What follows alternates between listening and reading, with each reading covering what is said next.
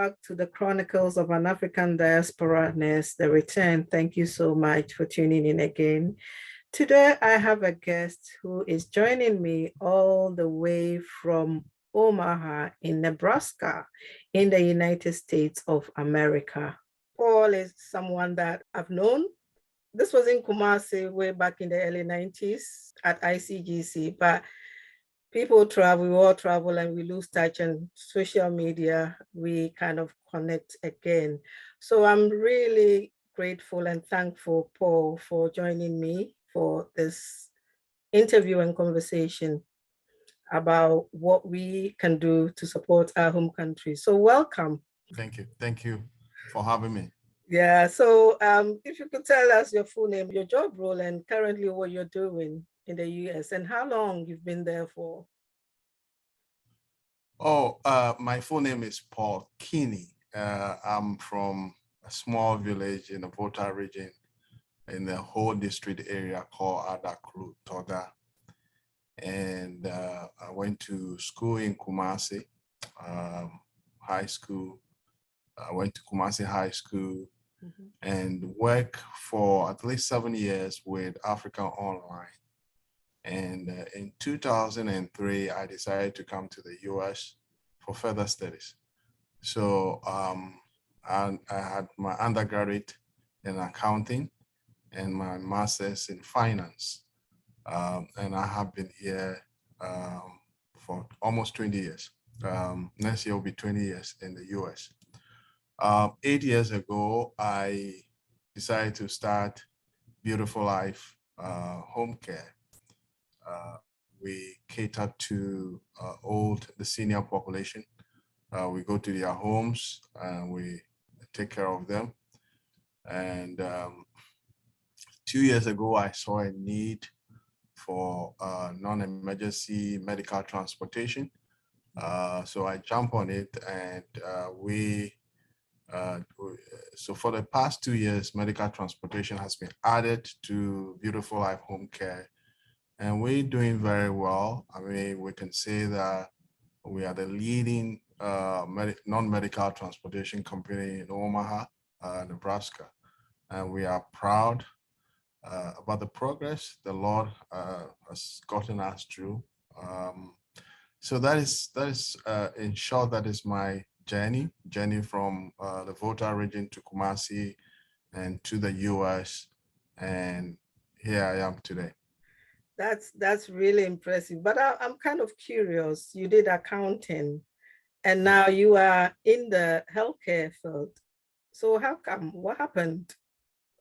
How did you get interested in that? It's interesting because when I was a student, I was a CNA. I worked as a CNA and then transitioned to home care. Yeah, if you tell us what's CNA? Certified Nurses Aid. CNA certified. We help the nurses in nursing homes or the hospital. Yeah. I was doing that to pay the bills to go to school. I did not think that it was going to be what I would enter as a career, because I was hoping that I would do something after school. But the CNA afforded me an opportunity to work, take care of myself, pay my bills, and also take care of my family. And so, but then what happened was that when I was doing my master's program, I started transition to home care, where it's no more working at a facility or hospital, but we go to people's house. The company I was working for would take me to people's house, and I worked there. And I kind of fell in love with it because I had the opportunity to talk to people about themselves. Sometimes they don't know what to do, and we were there to provide guidance, care advice, and then they'll share their family stories, history with us. And especially knowing that I was from Africa, they will ask me all questions about Africa. So the interactions, getting to know the people, was something that was very attractive to me. And so I decided that this is what I want to do full-time. what happened was that there was one time I wanted to take my client to doctor's appointment. Yeah. At that point, he could not walk anymore. He was wheelchair bound, and I could not get transportation. I thought just like a taxi cab, you could, but I couldn't get it. And I'm like, no. And so I started researching into it, and I realized there was a need. And so in business, you always have to have an open mind, look for opportunities, and when they become available, you take advantage of. So I went through the process with the state, got all my license, and I started. And the thing is that what I realized was that the reason why there were not many because it wasn't well done. And so we decided to do it well, and we grew very, very fast. We started with 3 vans, and we have almost 20 vans as I speak to you now. That's the genesis of why I ended up in home care. Yeah, yeah, that's really impressive. So basically, you saw a need and provided a solution. So I was going to ask you, what would you describe as your best or greatest achievement so far? In business, Yes. in business, I think that before the home care, before the transportation, I had tried 2 things that didn't work. They were failing. I had a partner with a friend. We went to China, manufactured shoes for the US market. It failed. I had tried to do business to Ghana. It failed. Mm-hmm. And after those failures, I asked myself, what am I doing wrong that I'm failing? Yeah. And I figured it out that I had a mentality, unfortunately, a Ghanaian mentality, an African mentality. I wanted to, whatever I sow today, I want to reap it tomorrow. Mm. So I was throwing everything into getting reward the following day. Okay. And that failed me. There was nothing about what the needs of the customers are. How do I go about meeting those needs so that a satisfied customer is a happy customer that is going to return and also spread the word about your company? I never thought about any of those. So all I wanted to do, as a matter of fact, I always tell my friends, and I had a big calculator, and I'll calculate. The profits. Yeah, I was always upgrading my calculator, making it bigger. And I said, this is the profit I'm going to make and all that. And I failed.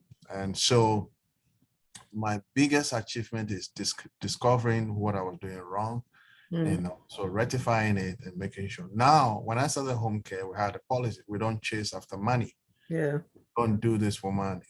It's the customer first. And when I started home care, because of the new attitude and new approach, I didn't go in for money. I wanted to make sure that the customer is well taken of.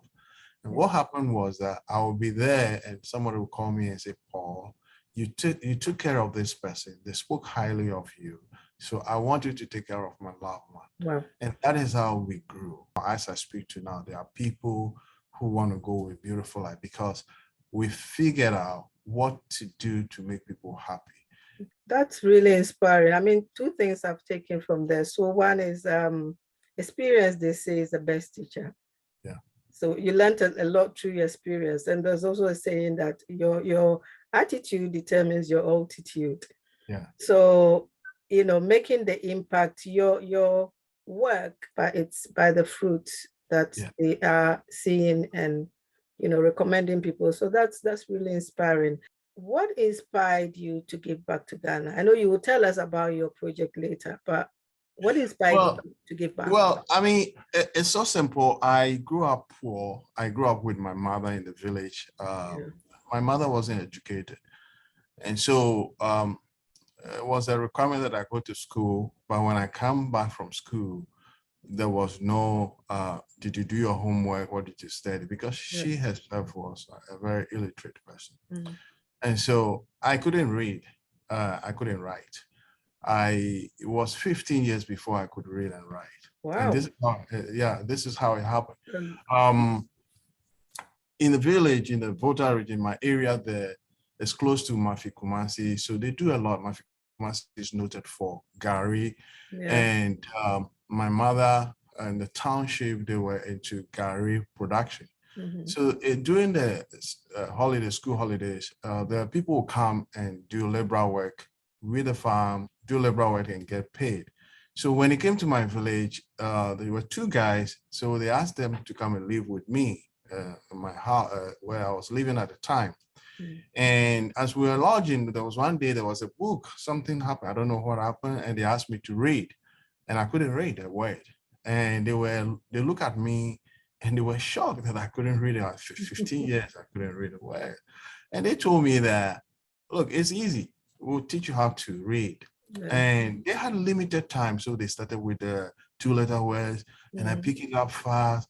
And they pick up 3-letter words and I pick it up 5 and 4-letter words and I pick it up 5. And they told me, they say, hey, just sound the words, the letters. Yeah.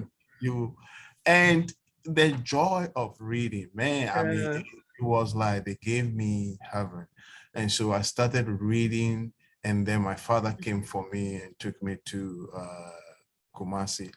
And from that time, I started reading and reading and reading. So I told myself that if ever I made it in life, I'll give back. Yeah. Because I nearly didn't make it. If you were not for those two guys, I wouldn't have been. This interview would not be possible. Yeah. The help I'm giving those children in Ghana wouldn't be possible. Yeah.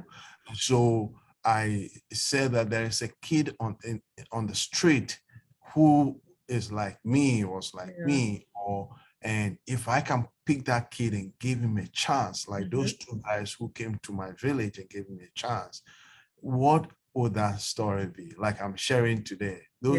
So when I went back to Ghana and I saw those kids, I told them, there's one thing I told them, I don't need anything from you, your family. Just one day have a testimony. That testimony is that I was on the street. Yeah. Hope for Nation came for me. Yeah. And I'm able to read and write. And this is where I am. When I look at the sources that I'm achieving here, and I look at all the help, I don't even know those two guys. Yeah. There's no way to find them. Yeah. So what I do, I give glory to God and I say, God, you through those two guys came and gave me a chance. So everything I'm doing right now, and mind you, this is just the beginning, because I have a vision to make this very, very big, replicated all over the country. Thank you. So my journey is so simple. I'm giving back the same way those two guys gave me a chance. Thank you. I don't know who these two guys are and wherever they are, but you never know. Yeah. Somebody may see you and recognize you. But thank you so much for sharing your story with us. So now that we touched on it, tell us about the project itself. Well, 3 years ago, I rented a house in Kwabenya area there. Yeah. And we decided to, a friend of mine wrote a pilot program for us, so that we decided to take 15 boys from the street. Yeah. Because I listened to Miles Monroe a lot, and he said, every human being, God brought every human being into the world for a purpose. Yeah. And in everybody's heart is a purpose. God brought in that person to do something, and that is why God. So there's no human being that is a liability on earth. When I heard that, I'm like, whoa. So those kids on the mate, they could be a doctor, they could be a lawyer, they could be a pilot. So we decided that, look, let's bring 15. My friend said, let's start with 15 pilot program and see, and then learn all the strength, the mistakes, whatever. And then we can use that for bigger things when we are ready. So we brought 15 boys from the street 3 years ago. They couldn't read, they couldn't write. And we took them to school. Some of them started from primary 1 when they were supposed to be in JSS. And thanks to God, I mean, these boys today can speak English, there was a story that, I mean, there was a one time they went to church, and on the teleprompter, the guy who was writing spelled a word wrong. And one of the boys who couldn't read went to the guy and said, Corrected him. I just want you to know that that word is wrong, so you can correct it. So that kind of, I mean, when I hear stories like that, I'm like, well, you don't know what God has put in the heart of people. Yeah. And never dismiss any human being, because in the heart of human beings are God's purposes. And once we find the right environment for them, they will be able to express themselves. So when I went to Ghana, that was the first time I was meeting them, because I was doing the project remotely. And I met them, and some of them wanted to be lawyers. One said he wanted to be pilot, surgeon. And so we have Hope for Nation project. I don't want to call it orphanage or not. It's a hope center that we took people from the street, and then we are providing them accommodation, food, and then education. And then the second part is Mountain High Academy, is a school that is in the same community. And this is, when we started, we're paying so much school fees for the 15 boys. So we decided that why not set up a school so that we, with a little bit more money, we can educate the 15 and then add more people to it. And that's how the school came about. So the school has a little bit over 100 people now, and it's from primary 1 to GH2 now. We're doing very well. It's a free education, free everything. They do eat breakfast, lunch. We pay the teachers to teach them free. Everything is free. I'll come to the school, eat. And the story is that people come there just even when they are sick. They'll come to school because there's something. There's food there's for them. Incentives. So that is the project. We intend to do more in the coming years. I always say that even if you are able to, impact one person's life, one at a time, it's a big deal. Kudos to you and your team. Well done. And we hope that you go on from strength to strength. So I know that doing all these things, especially when you were talking about it, you said initially you were doing it remotely, and then you went to Ghana for the first time, see them for the first time this year. What are some of the challenges that you encountered, and how were you able to overcome them? The challenges is, I come back to our own people, the human resources. It's not a lack of teachers, but a lack of trust, a lack of honesty. When I started this project, it was a pastor that was in charge of the project. You can trust them. They squander the money. And so my biggest challenge is who to trust. It's very, very difficult to trust people. They are the one embezzling, stealing the money and things like that. And so it becomes, I have to get rid of some of them. So at one point I decided to close down the whole thing. I decided that it's not worth it, that I want to shut the whole thing down, because for me, you can't trust anybody, because you send money and they can't account for it.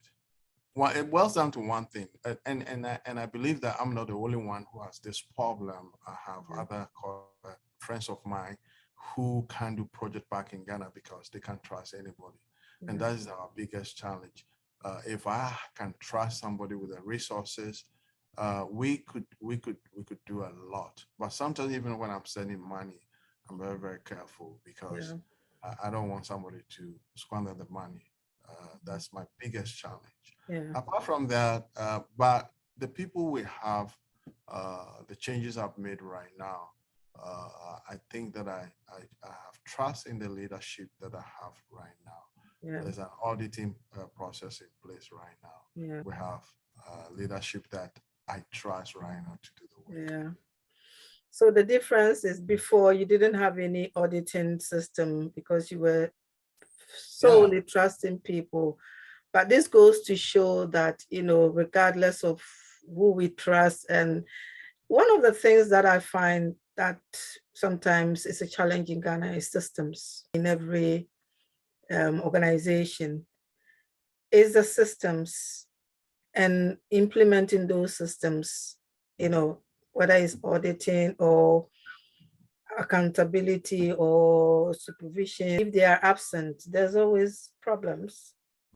The unfortunate thing is, once one bad apple does something, then, it will be like, oh, pastors, but we know that there are good pastors out there, There are few trustful, yeah, but there are a few bad nuts who we will always have, unfortunately. But thankfully, you've got, systems in place. Thank you for that. I mean, this is very inspiring what you are doing in Ghana, and it will be interesting to know, how the trajectory of these young men, where it will take them because of your intervention. And yeah, it's really inspiring. So coming back to the issue of African diaspora, as you know, diaspora should come home and support and help. And we all want to do our bits, whether it's impacting one life at a time or a whole organization. What's your take on that? I think that we should all do something back home to help. I believe that in the next 2 or 3 years, I need to go. When I took my family for the first time, they were very encouraged, and they wanted to go more, maybe once a year, and so that we can help. For me, I want to set up companies in Ghana. I see a lot of opportunities because I believe that it's a $1 billion economy. In the US, you have a company that can hire, one company have 20,000 people, 5,000 people. We don't have that in Ghana. And the only highest employer is the government. We should be able to set up factories that can hire people. Earlier, I've come to believe strongly that when you invest in people, you're investing in yourself. And so one of the things that I want to do is not only to provide education for poor children, also to set up factories that you can hire people. One of the things that devastated my wife was to see people on the street selling chewing gum, a dog chain, that is not even enough to sustain them a day or two. And that is my passion. That's one of the things I want to do. And I'm doing my research right now on some of the project. I'm buying land in the Puri area. And so in the next 2 years or 3 years, I'll go there and set up factory. Again, biggest issue is going to be the people to trust. Because even sometimes the people you hire, you have sympathy on. They don't have a job, you have sympathy on it, and then you employ them. These are the people who go behind you and steal from you. So the system is such that I'm giving a story. A friend of mine, high school, we're on Facebook. Almost anytime I go to Ghana, I see him. He does business plan. A friend of mine were going into business, and we could get people to do a business plan for us. But I said, hey, I was able to convince my friend. I said, this friend of mine is in Ghana. He can do it for us. The guy charged us. We agree on the fee. We paid a deposit, and that is it. Never heard from him anymore. This is business plan. Yeah, not even one sentence or a paragraph of the business plan. And this is a very good friend of mine. And so, and I'm like, man, how could you just spoil everything when do you know the number of jobs I could give you, or true friends of mine I could give you? And this is a friend, and he was prepared to tarnish his friendship rather than live up to expectations. So again, you can have $1 billion. If you don't have the right people, nothing can be done. And the right mentality. The right mentality is another issue. So, but if there's a system that we can have the right people, I can go there maybe every 6 months and inspect things for myself. Yeah. Then investing will be worthwhile. Maybe you can start something, a company that sees to it that people are doing things that they're supposed to do. Yeah, maybe that's a good idea. There's another company. That's because there's a great need in that Yes. area. Yeah, thank you so much, Paul. So, I mean, the last question is optional. You don't have to answer it. Do you see yourself settled back in Ghana? I know you've got your family, your young family in the US. Yeah, I mean, maybe when I'm 90 years old, I'll go back. 90? Yes, yeah. But what I want to do is to be going more frequent. Yeah.